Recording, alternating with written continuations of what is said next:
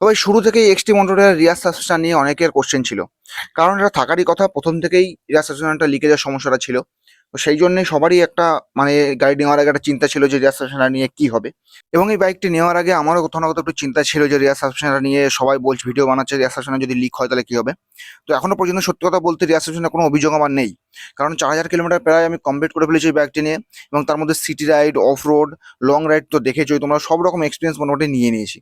আর এই নিয়ে আমার কোনো রকম এখনো পর্যন্ত অভিযোগ নেই যে রিয়ার সাসপেনশনের লিকেজের সমস্যাটা। তো ভাই 4,000 কিলোমিটার প্রায় কমপ্লিট করে ফেলেছি আমি এই ব্যাগটির সাথেই। এবং লিকেজের সমস্যা যেহেতু নেই এখনো পর্যন্ত, আর আমিও আশা করছি যে ভবিষ্যতেও না থাকুক।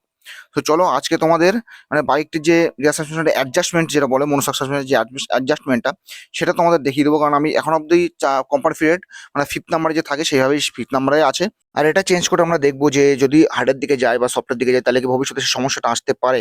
তো চলো আমরা ডবল রাইডিং রিভিউটা নেবো, এবং এতে করে যদি অনেকের ডাউট থাকে যে কিভাবে চেঞ্জ করতে হয় সাসপেনশনটা, পজিশনটাই এবং সিট হাইটটা কিভাবে বাড়াবে, সেগুলো অনেকের ডাউট ক্লিয়ার হয়ে যাবে। তো চলো ভিডিওটা স্টার্ট করি। তো এই হচ্ছে আমাদের সাসপেনশন, মানে হার্ড থেকে সফটে করা এই হচ্ছে অস্ত্র। এই অস্ত্র দিয়ে আমার সাসপেনশনটা হার্ড এবং সফট করতে হবে। চলো সাসপেনশনটা সেট করে নিই। তো এখনো পর্যন্ত আমার যে সাসপেনশনটা নিট অ্যান্ড ক্লিন আছে। তো এবার অ্যাডজাস্টমেন্টটা আমি তোমাদের বলে দিই।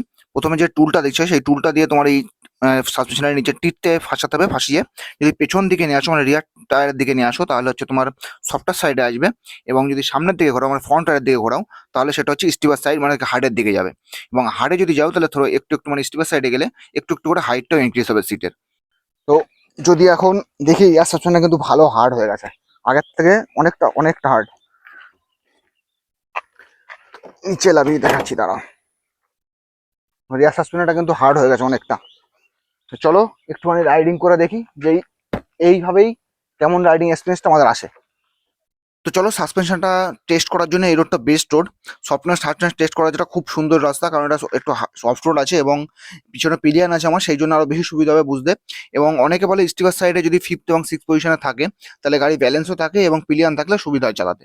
তো চলো দেখি প্রফেশনালরা বলে যেটা সেটা মেনে দেখি যে আজকে কতটা এক্সপিরিয়েন্স ভালো আসছে। তো চলো এই রোডটা পার করে আমরা অন্য রোডে মানে হাই রোডে উঠি, তারপর আরো দেখি যে স্মুথনেস কত স্মুথনেসে চলে। এখনো পর্যন্ত আমার হার্ট জিনিসটা ফিল হচ্ছে, অ্যাকচুয়ালি ফিল এখনো পর্যন্ত আমি চেঞ্জ করিনি অবশ্য। ফিফথে যেমন কোম্পানি ফিটেড ছিল তেমনই ছিল। তো অনেকের বাইকে দেখবে এসটি মডেলটা থার্ড পজিশনে থাকে, কিন্তু আমার ফিফথ পজিশনে ছিল সেটিং আমার কোম্পানি ফিটেডই। তো হার্ডনেসটা অতটা ফিল হয়নি এখনো পর্যন্ত, কিন্তু এখন এখন মনে হচ্ছে হ্যাঁ একটু হার্ড আছে, সফটনেসটা অতটা নেই। তো হার্ডটা মানে আর কি যদি সাসপেনশনটা হার্ড করো তাহলে মানে বাইকটা চালাতে অতটা মজা লাগবে না। আর যদি কমফর্টের কথা বলি তাহলে কমফর্ট সত্যি সত্যি সিটের কমফর্ট তো আছে, কিন্তু সাসপেনশনের যে মানে কি কমফর্টটা সেটা একটু কমে গেছে যেহেতু হার্ডে চলে গেছে। আর যদি লিকেজের সমস্যার কথা বলি তাহলে যে কে কেমনভাবে গাড়ি চালাচ্ছে, কেমন রোডে চালাচ্ছে সেটার উপর ডিপেন্ড করছে। তো আমি তো দেখেছো তোমরা কেমনভাবে গাড়ি চালাই এবং কেমন কেমন রোডে চালাচ্ছি। সো আমার এখনো পর্যন্ত সেরকম সমস্যা কোনো ফিল হয়নি।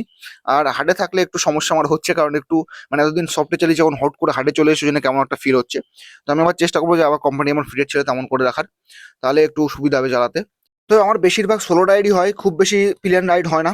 সো আমার সফটের দিকে রাখাই ভালো। তো যদি তোমরা বেশি পিলিয়ন নিয়ে রাইড করো তাহলে তোমরা চেষ্টা করবে যে ফিফথে বা সিক্সথে রাখাই ভালো।